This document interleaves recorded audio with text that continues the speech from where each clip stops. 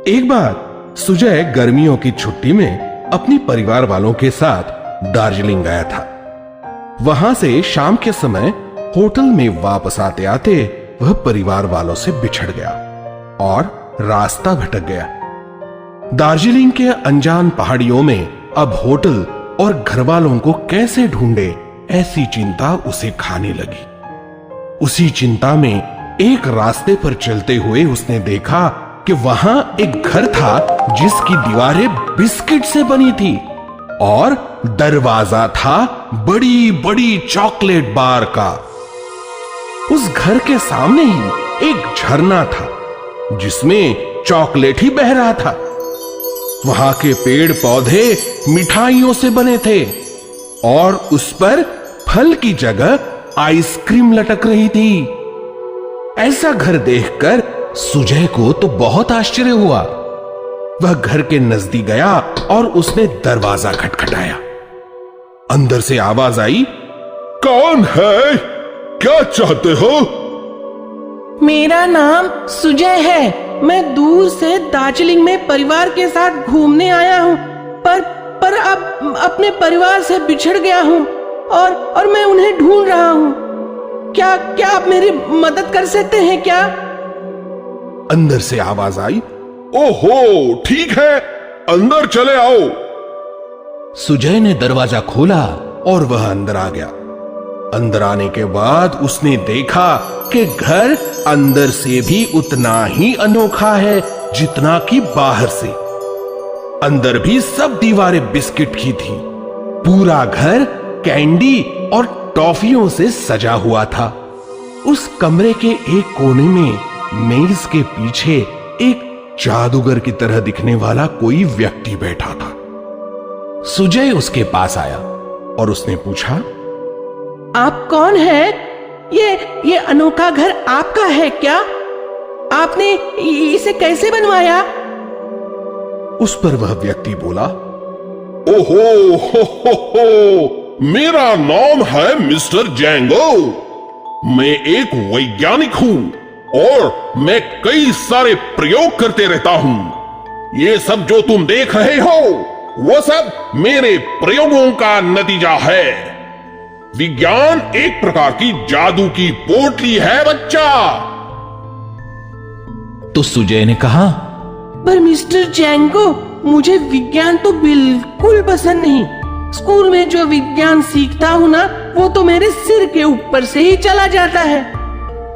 Teacher जो सिखाती है ना, बस उसको याद करके फिर परीक्षा में सब लिखना पड़ता है। नहीं तो मार्क्स कम आते हैं और सबकी डांट सुननी पड़ती है। मिस्टर जैंगो हंसकर बोले, सुजय, विज्ञान को पढ़ाई के नजर से नहीं बल्कि जादू की नजर से देखो तो तुम्हें हर जगह जादू ही जादू दिखाई देगी। अरे, विज्ञान की वजह से कई सारी जादुई चीजें हमारी रोजमर्रा की जिंदगी में हम इस्तेमाल करते हैं। अब इलेक्ट्रिक को ही देखो, विज्ञान के दिए हुए इस जादू ने पूरी दुनिया ही बदल डाली। वैसे ही हवाई जहाज, समुद्री जहाज, कंप्यूटर, वैसे देखने जाए तो हमारी पूरी दुनिया बस जादू ही जादू है। सुजय ने कहा, ये सब तो ठीक है मिस्टर जैंगो, पर परीक्षा तो मुझे ही देनी पड़ती है ना, उसका क्या करें? फिर मिस्टर जैंगो बोले, सुजय, देखो, तुम्हारे पुस्तक में विज्ञान विषय में जो चीजें सिखाई जाती हैं, उसे पढ़ाई न मानकर एक जादू का खेल मानो और देखो चमत्कार हो जाएगा। और तुम विज्ञान को जादू मानोगे और उसको सीखोगे तो विज्ञान भी समझेगा, और चूंकि तुम्हें विषय समझ आया है तो परीक्षा में अच्छे अंक भी आ जाएंगे। रुको, मैं तुम पर कुछ ऐसा जादुई पानी छिड़कता हूं जिससे तुम्हें इस विज्ञान की जादू का ज्ञान होगा।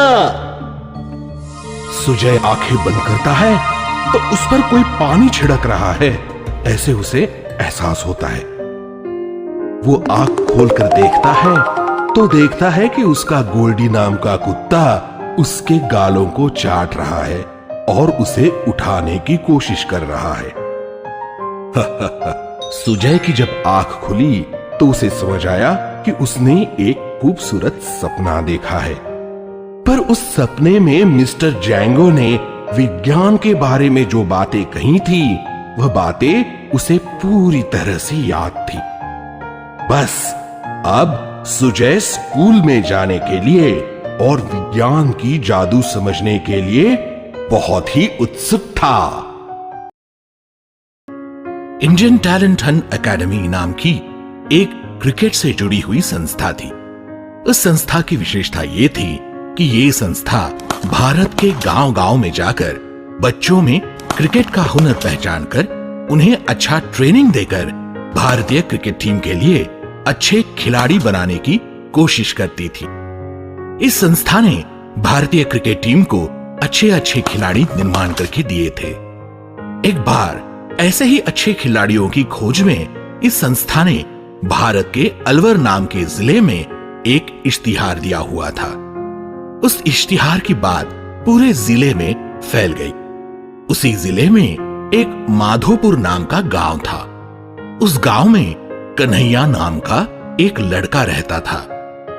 उसने उस इश्तिहार के बारे में सुना और अपने माँ पिताजी को उसने उस संस्था के बारे में बताया और पूछा, पिताजी, मैं उस संस्था के खिलाड़ियों के चुनाव प्रक्रिया का हिस्सा बनना चाहता हूँ, क्या मैं जाऊं?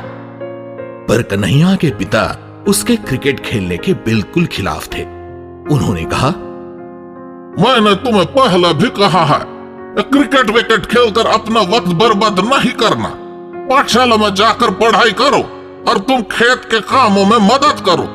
वैसे भी वह खेल हम गरीबों का खेल नहीं है, न कि हमारी किसी से पहचान है। तो यह क्रिकेट की बात दिमाग से निकालो और पढ़ाई में ध्यान दो या फिर खेती में। कन्हैया पिताजी के बात से मायूस हुआ, क्योंकि वह क्रिकेट से बहुत प्रेम करता था। मानो क्रिकेट ही उसका जीवन था। उसने कभी किसी भी समय पढ़ाई के प्रति अलगाव नहीं दिखाया था और वह उसकी कक्षा में बहुत अच्छे गुण लेकर हमेशा पहले नंबर पर आता था। पर उसका मुख्य ध्यान और रुचि क्रिकेट खेलने में ही थी। कन्हैया का एक रोशन नाम का दोस्त था। उसके पिताजी का बड़ा कारोबार था और वह बहुत धनी थे। रोशन भी उस संस्था के खिलाड़ी चुनाव प्रक्रिया में भाग लेने वाला था। उसने उस दिन कन्हैया को अपने साथ जाने के लिए आग्रह किया और उसका मन रखने के लिए वह उसके साथ चला गया। रोशन ने कन्हैया का नाम भी जबरन दर्ज करवाया। कन्हैया ने उसे कहा, अरे भाई, मैं कैसे खेलूंगा? मेरे पास तो कोई खेलने का सामान भी नहीं है। उस पर रोशन ने कहा, हाँ, मुझे पता था कि तू यही कहेगा और बात टालने की कोशिश करेगा, इसलिए मैं मेरा और एक क्रिकेट का किट मेरे साथ लाया हूँ। अब तो तुझे कुछ प्रॉब्लम नहीं है ना? कन्हैया को अब कुछ चारा नहीं था और वह खेलने के लिए तैयार हो गया। उस दिन कन्हैया ने बल्लेबाजी भी बहुत अच्छी की और बेहतरीन गेंदबाजी करके 7 विकेट भी ले लिए।